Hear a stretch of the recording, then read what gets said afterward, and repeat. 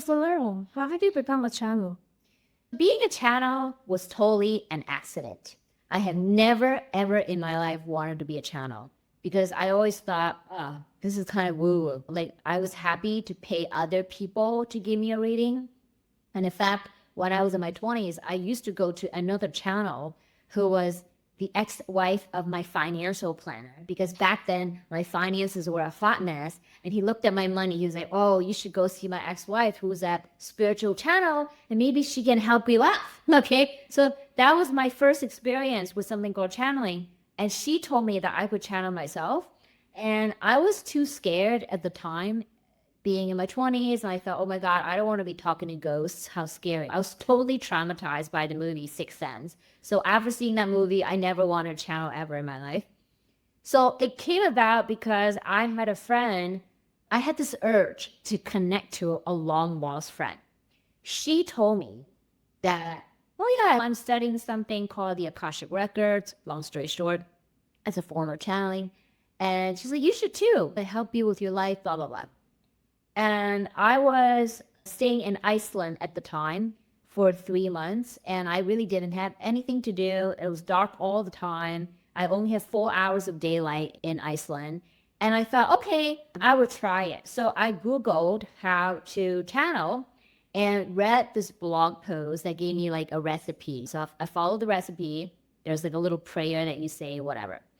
And the first time I channeled, I knew something was coming through because I wrote it all down.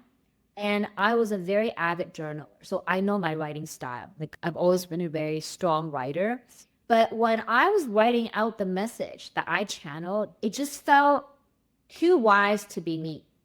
Okay, I'm intellectually smart, but I wouldn't say I'm that wise. So I was like, too wise to be me. Like, too kind, too loving. And I was like, this is probably not coming from me. It's coming from some other source. So then, because I had so much time, I just practiced it over and over. I practiced every single day for hours on end because I just had time. And just like anything else, like riding a bicycle, the more you practice, the better you get. And one of the messages that I downloaded was, I should come to Thailand. And I had a boyfriend. It was his idea. He said, let's go to Thailand. And so I channeled. I was like, should I go with this guy or not?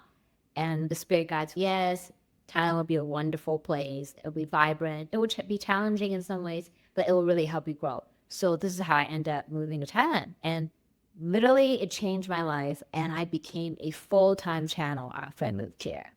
Wow, that's an amazing story. So, do you mean to say that anybody can become a channel? The ability to channel is there.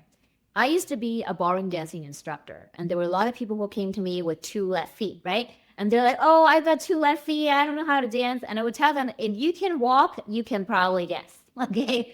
All you're doing is you shuffling your feet to music. So I would say the same thing when it comes to channeling. If you have intuition, which everybody does, right? It doesn't matter if you're good guy, bad guy, you have intuition. If you have intuition, you can channel. The ability to connect to source, spirit, God is within you. I don't consider myself a guru by any sort of means.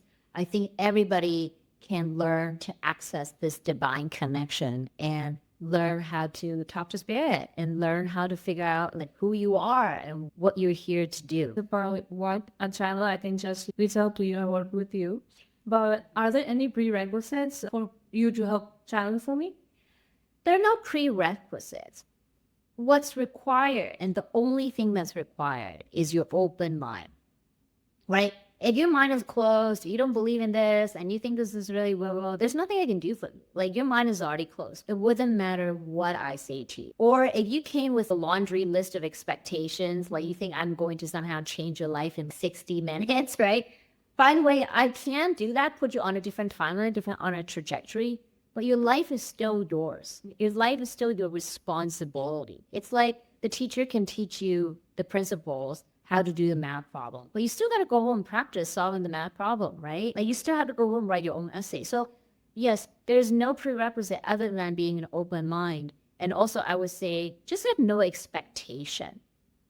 Really have no expectation. Because often the messages are so different from what your ego thinks is the right thing. Okay, yes.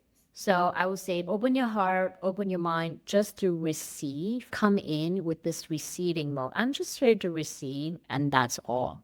It is all you need to do. Thank you. Thank you. That was really clear. Thank you for clarifying. Okay, excellent.